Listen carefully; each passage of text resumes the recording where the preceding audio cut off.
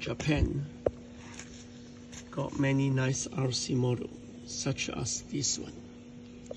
This is a ATC, not ATV. C means tricycle.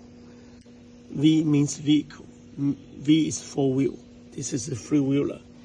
And this is quite dangerous. The real one, I mean, because at that time I got one three-wheeler. It is a Honda 250 two-stroke, same as this one.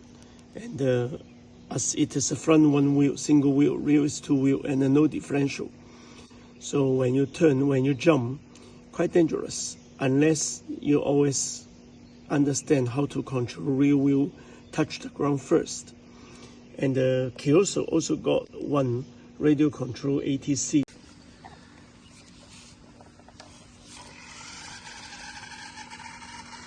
With differential, it still can turn. Without differential, it can't turn when the front wheel